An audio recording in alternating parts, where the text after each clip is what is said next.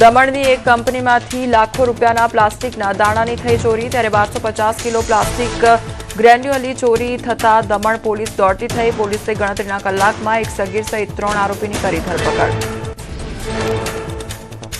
રાજકોટના બેડી માર્કેટિંગ યાર્ડમાં ઘઉંના પુષ્કળ આવક છતાં ભાવ તળિયે બેસી જતા ખેડૂતોમાં નિરાશા. ગત વર્ષની સરખામણીએ આ વર્ષે લોકવન અને ટુકડા ઘઉંના ભાવમાં ઘટાડો થયો તો ઉત્પાદન ખર્ચની સામે પોષણક્ષમ ભાવ ન મળતા હોવાની ખેડૂતોની વેદના સામે આવી.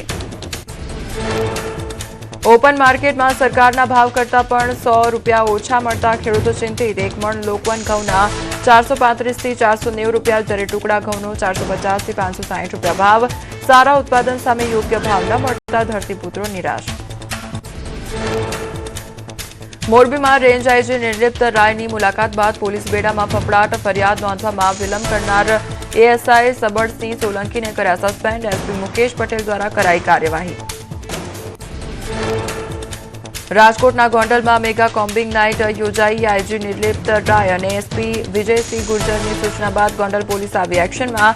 ડીવાયએસપી અને પીઆઈ સહિતના અધિકારીઓએ શંકાસ્પદ વિસ્તારોમાં કર્યું પેટ્રોલિંગ. ગોંડલના હાઈવે અને હોટલોમાં કરાયું સઘન ચેકિંગ. જૂનાગઢમાં નવનિયુક્ત રેન્જ ડીઆઈજી રાજેન્દ્રસિંહ ચુડાસમાએ સંભાળ્યો ચાર્જ. પદભાર સંભાળતા જ ડીઆઈજી રાજેન્દ્રસિંહ ચુડાસમાએ સામાજિક તત્વો અસામાજિક તત્વોને આપ્યો કડક સંદેશ. ગુનાહિત પ્રવૃત્તિઓ છોડવાની આપી ચેતવણી. કાયદો અને વ્યવસ્થા વધુ મજબૂત બનાવવા પ્રતિબદ્ધતા કરી વ્યક્ત.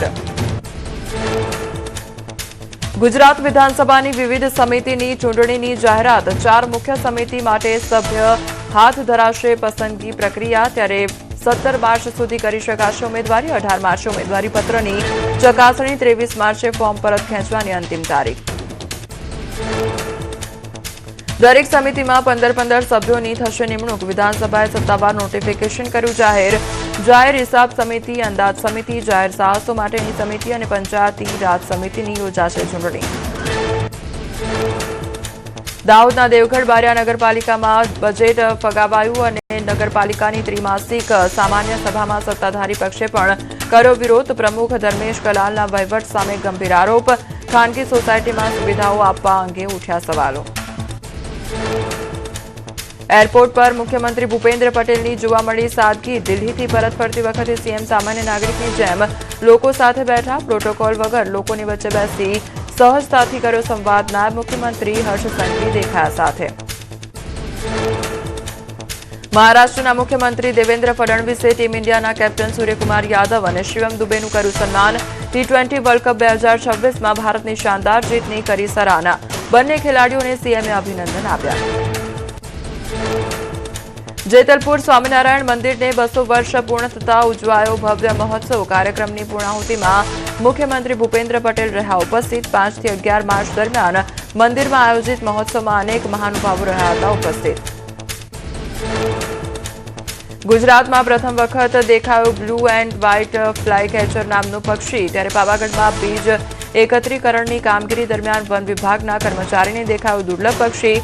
મુખ્યત્વે થાઇલેન્ડ, ચીન, જાપાનમાં જોવા મળે છે blue and white fly catcher. Vav-Tharad જિલ્લામાં ઉજપા કેનાલમાં થયું લીકેજ. કેનાલ વિભાગને જાણ કરવા છતાં તંત્ર નિદ્રામાં હોવાનો ખેડૂતોનો આરોપ. કેનાલ તૂટે તો ખેતરોમાં નુકસાન થવાની શક્યતા.